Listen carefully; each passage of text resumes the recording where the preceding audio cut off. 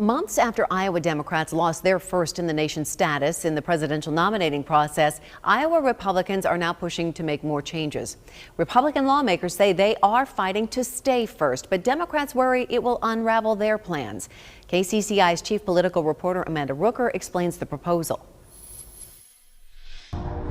The two major changes proposed by Iowa Republicans in a new House bill would require in-person caucus participation and voters to register with their party 70 days before the caucus. Iowa Democrats have proposed a vote-by-mail process instead of the traditional in-person structure. House Republicans say a mail-in caucus process is too similar to a primary. New Hampshire is required by law to hold the first-in-the-nation primary. Iowa has to hold a caucus in order to stay first.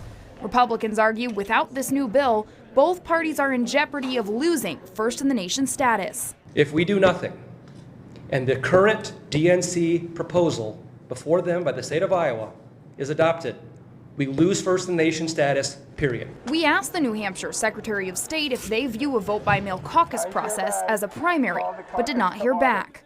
Iowa Democrats say the mail-in change is aimed at making the caucuses more inclusive and does not pose a threat. It is a party event, and the parties have the right to decide who gets to show up. I think we also have the right to decide how we run them. Iowa Democratic Party Chair Rita Hart says it is, quote, potentially damaging to the history of how Iowa's parties have always worked together regarding the Iowa caucuses. Iowa Democrats will do what's best for Iowa, and that means moving forward with an inclusive caucus process. Iowa Republican Party Chair Jeff Kaufman expressed support for the new House plan, writing in part, quote, without common sense intervention from the legislature, we risk losing our state's cherished first-in-the-nation caucus status. Amanda Rooker, KCCI 8 News, Iowa's news leader. That bill passed out of subcommittee today. It still needs full House and Senate approval before it could be signed into law.